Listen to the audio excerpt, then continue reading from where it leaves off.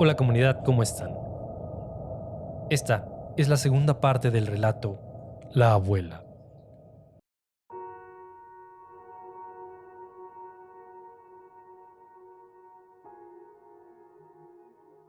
Ya era tarde para arrepentimientos. Aquella Biblia negra o libro de brujos estaba en mi poder por la maldita estúpida idea de retirar las cosas de la abuela. No podía creer que en la cajuela de mi auto llevaba esta cosa, la misma que ayudó a causar tanto daño a la familia, la misma que quizás utilizó conmigo en sus rituales. Conduje por largos kilómetros, con una intranquilidad enorme. Me sentía casi agobiada y una sensación extraña estuvo conmigo durante el viaje. Por momentos juro haber visto a la abuela en el asiento de atrás por el retrovisor, con esa horrenda sonrisa macabra, como queriendo decir, seguiré contigo, nieta querida. La lluvia se hacía cada vez más intensa, típico de estas localidades al sur, retrasando aún más mi regreso a la casa familiar. Estarán pensando, ¿qué casa? Y sí, la misma en donde hace unos años nos maldijo, la maldita casa familiar de la abuela, donde hoy mis tíos y mi prima han tenido la valentía de seguir cuidando y viviendo en ella.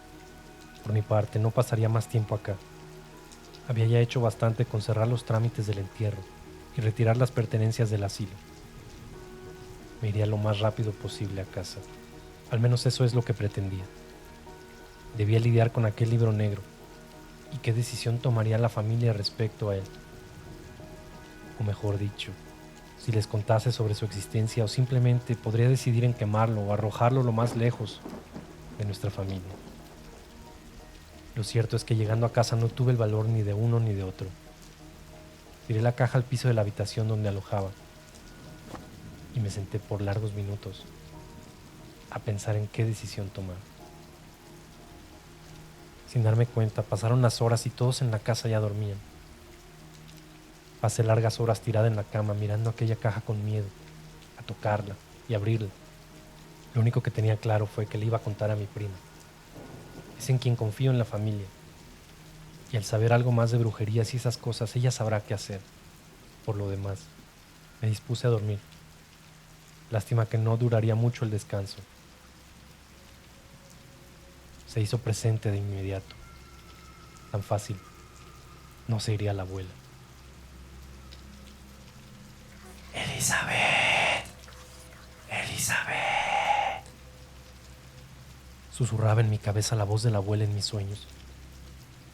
Desperté asustada, sudada, con el corazón latiendo al mil. Me senté en la cama e intenté controlar mi respiración y aceptar que solo era una pesadilla. Pero no, estaba lejos de serlo. Los susurros siguieron retumbando en mi cabeza. Elizabeth, Elizabeth. Encendí rápidamente la lámpara y aquella maldita caja se había movido algunos metros más cerca de la cama, abierta. Quedé inmóvil, aterrada.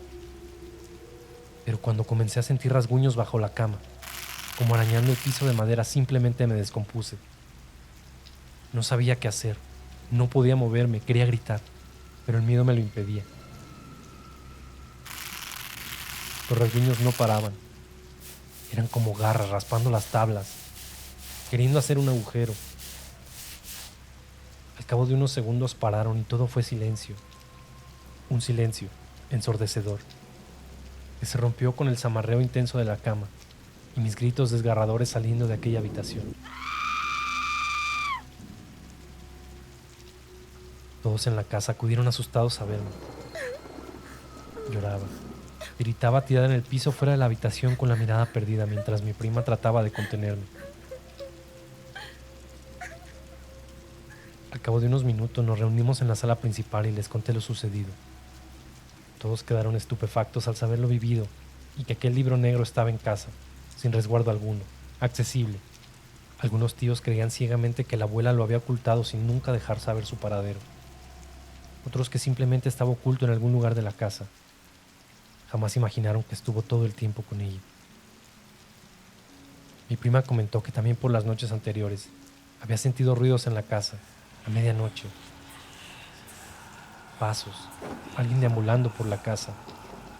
claramente sabían que era la abuela que no descansaba aún, que nos atormentaría quizás por un buen tiempo, ya que su muerte no había sido natural y en paz, sino más bien violenta, y su agonía, ahí, colgada lenta.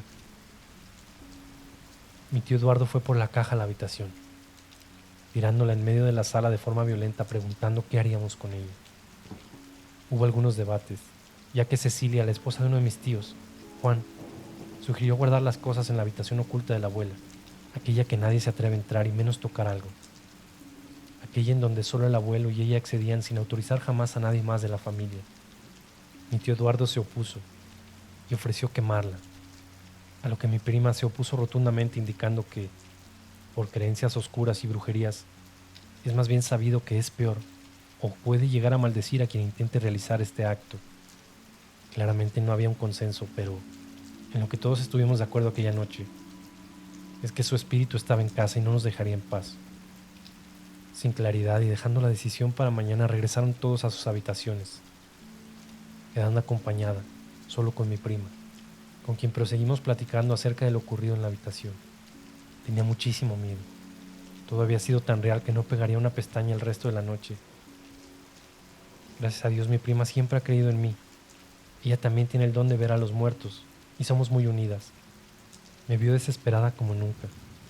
Quizá por ello me propuso que, para no seguir con la situación, guardásemos la caja tal cual, con aquella Biblia negra en su interior, en el cuarto aquel de la abuela. Solo tendríamos que abrir aquella habitación de culto y tirar adentro la caja. Sería lo correcto para el bien de todos y eximir así de responsabilidades o decisiones al resto de la familia. Nos armamos de valor y caminamos por aquel pasillo de la casa en puntillas. Aquel cuarto estaba al final. Todos habían vuelto a retomar el sueño y no queríamos tener un segundo alboroto. Me temblaban las piernas y el corazón bombeaba más sangre de lo habitual. Mi prima delante de mí sería quien abriría aquella habitación, aquel cuarto, que nadie en la familia se atrevía a hablar, menos intentar entrar en él. La abuela durante toda la vida se había encargado de sembrar el miedo en sus hijos, para luego, estos en los propios, haciendo de este lugar una zona prohibida, casi un altar, pero cargado de maldad, causando maleficios a quien intentase vulnerarlo. Lo cierto es que la abuela ya no estaba, había muerto, y más allá de los poderes que pudo tener en vida, ya no estaba con nosotros, y tarde o temprano aquel cuarto debiese ser desmantelado. Llegamos junto a la puerta y por algunos segundos nos vino el arrepentimiento, pero era tarde. Mi prima abrió la puerta lentamente, como intentando no despertar a quien estuviese adentro. Esta rechinó más de la cuenta, de una forma muy aterradora.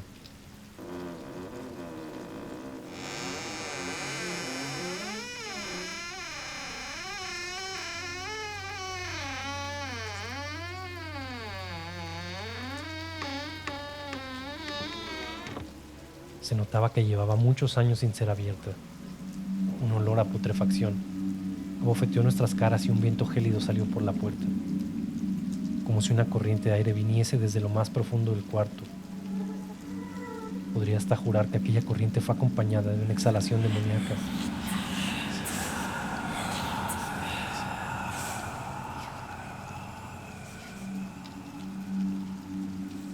No había luz. El interruptor no funcionó, por ende mi prima fue por una linterna. Era horrendo el hedor de aquel cuarto. Una mezcla de animal muerto y productos químicos hacían arcadas en nosotras. Con cada paso la pestilencia aumentaba. La luz de la linterna dejaba al descubierto una cantidad exorbitante de figuras demoníacas, amuletos y figuras que en mi vida había visto, hechas con ramas y atadas con alambres, colgadas del techo como adornos. Las telarañas no dejaban avanzar más. Los muebles no eran más que una mesa redonda y un librero junto a una de las paredes, también lleno de figuras. Muchas velas, revistas, ilustraciones y libros antiguos. Solo íbamos a tirar la caja, sin embargo. Ya llevábamos largos minutos anonadadas viendo aquel cuarto. Habrá sido todo el misticismo que existió de por vida, con motivo de inspeccionar a más de la cuenta. Quedamos boquiabiertas con aquel lugar. Algo nos detuvo. El sonido provenía del techo. Era similar a una cuerda de un columpio en movimiento, improvisado en un árbol.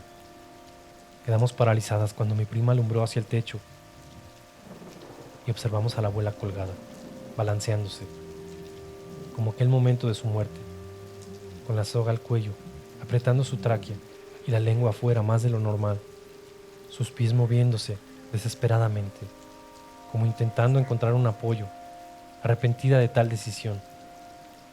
Fue simplemente horrendo, pero faltaría más. La puerta a nuestras espaldas se cerró de golpe y todo fue un caos. Nos intentamos en un segundo a otro intentando abrirla con gritos desesperados. Caí nuevamente en llanto mientras golpeábamos duramente aquella puerta, enloquecidas. Cuando comenzamos a sentir ruidos a nuestras espaldas, los gritos fueron más desgarradores. La linterna apuntó nuevamente a la imagen de la abuela, pero esta vez ya no estaba colgada. Yacía parada a pocos metros de nosotras, con su cuello dislocado por el ahorcamiento, su cabeza colgando hacia la derecha.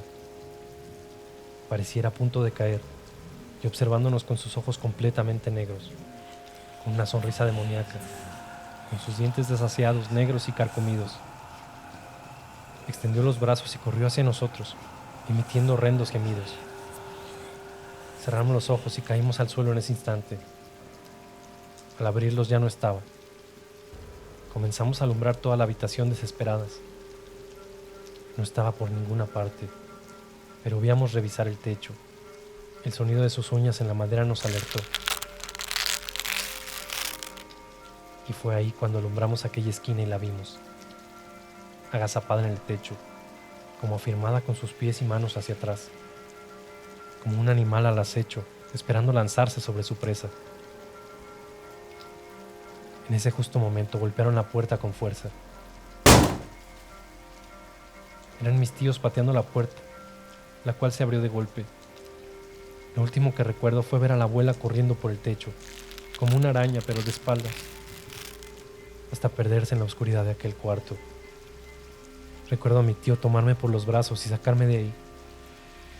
Mi prima, a duras penas, salió arrastrándose y todo se vino negro. Nadie sabía qué había pasado más allá de nuestros gritos y golpeos en la puerta.